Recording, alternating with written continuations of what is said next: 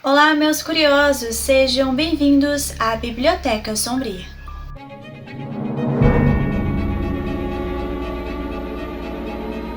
No vídeo de hoje vou te contar o Poltergeist de Enfield, a história real. Prepare-se para mergulhar em uma das histórias mais paranormais e assustadoras e controversas já registradas. Um caso que aconteceu em Enfield, norte de Londres, no final da década de 1970, e que até hoje divide opiniões entre céticos, crentes e sobrenaturais. Estamos falando de Enfield Poltergeist, o fenômeno que transformou a vida de uma família comum em um verdadeiro pesadelo. Era agosto de 1977. A família Hudson, composta pela mãe solteira Peggy e seus 4 filhos, Margaret, Janet, Johnny e Billy, vivia em uma simples casa geminada na Green Street, número 284. A vida já não era fácil. Peggy havia se separado recentemente, estava sobrecarregada cuidando das crianças e enfrentava dificuldades financeiras. Mas nada poderia prepará-los para o que viria a seguir. O que começou como barulhos estranhos e móveis se movendo rapidamente se transformou em uma das maiores investigações paranormais da história, documentada por jornalistas, policiais e pesquisadores de renome. Na noite de 31 de agosto de 1977, as filhas Margaret e Janet foram as primeiras a ouvir batidas fortes nas paredes do quarto. Peggy, acreditando se tratar de travessuras das meninas, mandou que fossem dormir. Porém, pouco tempo depois, móveis começaram a se arrastar sozinhos e uma cômoda inteira deslizou pelo quarto. Peggy tentou empurrá-la de volta, mas a força invisível parecia resistir. Assustada, ela correu para pedir ajuda aos vizinhos. A essa altura, os sons já ecoavam tão alto que até os vizinhos confirmaram ouvir. Algo inexplicável estava acontecendo dentro daquela casa. A polícia foi chamada, 2 oficiais, Carolyn e uma colega, atenderam a ocorrência no relatório oficial. Carolyn descreveu ter visto uma das cadeiras se mover sozinha, no meio da sala, sem que ninguém a tocasse. Era o primeiro registro oficial de que algo fora do comum estava acontecendo naquela residência. Esse detalhe foi crucial, porque deu ao caso uma credibilidade inicial que outros fenômenos paranormais não tiveram. O Daily Mirror, jornal britânico de grande circulação, enviou repórteres e fotógrafos à casa. Em suas matérias começaram a surgir imagens chocantes, especialmente da jovem Janet, de apenas 11 anos, sendo aparentemente arremessada da cama ou levitando. Essas fotos correram ao mundo e consolidaram o caso de Enfield como um dos maiores fenômenos paranormais da época. Mas junto da fama veio também a desconfiança. Muitos começaram a acusar as meninas de fraude, dizendo que tudo não passava de armação para chamar atenção. Foi nesse ponto que a Sociedade para a Pesquisa Psíquica enviou investigadores para acompanhar o caso. O mais notável foi Maurice Grosse, que passou mais de um ano morando praticamente dentro da casa, gravando áudios e catalogando os fenômenos. Ao longo desse período, Grosse registrou batidas inexplicáveis nas paredes, objeto voando pela casa, vozes estranhas saindo da garganta de Janet, em um tom rouco, masculino, totalmente diferente de sua voz natural, já que ela era uma menina de 11 anos.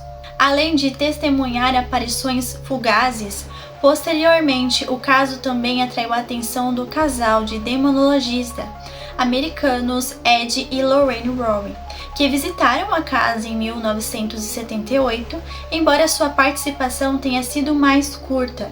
Eles reforçaram a hipótese de que se tratava de uma presença demoníaca.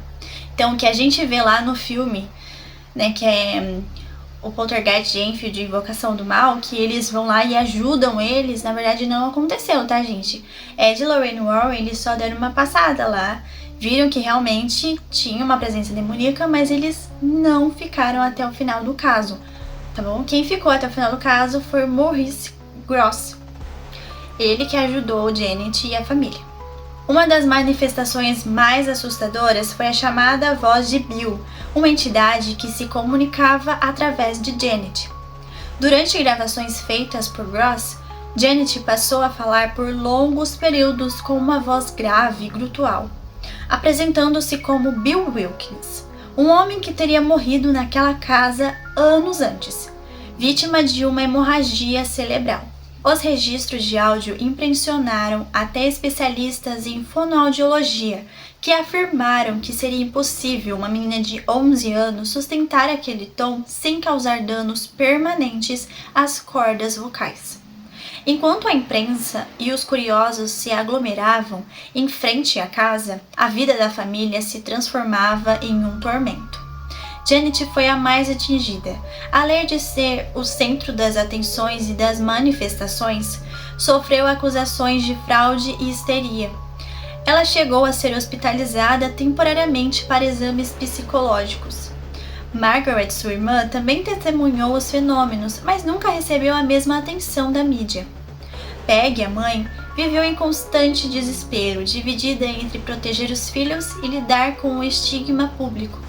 Apesar dos inúmeros testemunhos, muitas pessoas acreditam que parte do fenômeno foi inventado pelas meninas. Em entrevistas posteriores, Janet admitiu que sim, em alguns momentos ela e a irmã forjaram alguns acontecimentos, mas apenas uma pequena parte, segundo elas.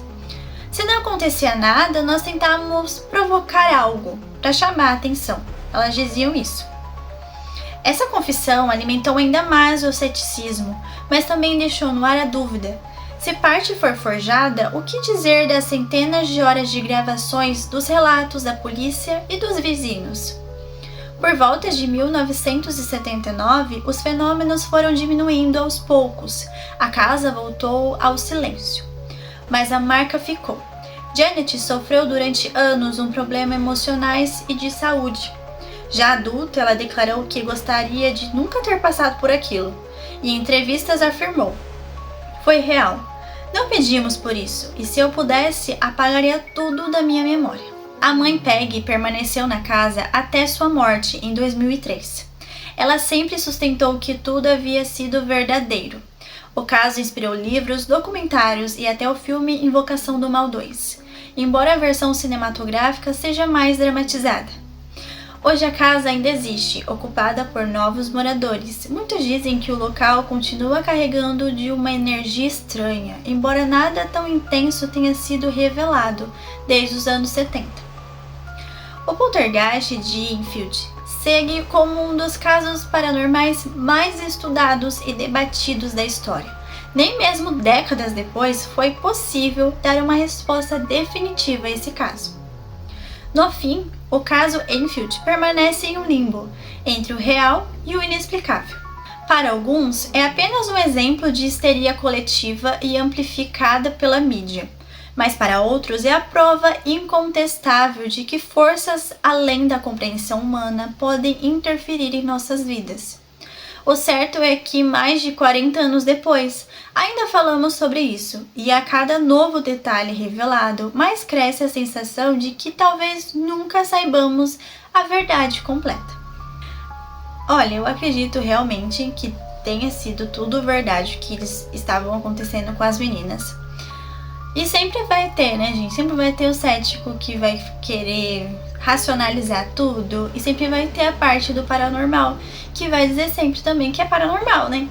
Então, assim, qual a opinião de vocês sobre esse caso? Vocês acham que as meninas estavam inventando o tempo todo, ou vocês acham que realmente tinha forças malignas que estavam afetando essa família? Deixa aqui nos comentários a opinião de vocês. Se você gostaria de mais vídeos como esse, não esqueça de deixar seu like, compartilhar com seus amigos e se inscreva no canal. Essa foi a história de hoje e te espero para mais um conto da nossa Biblioteca Sombria.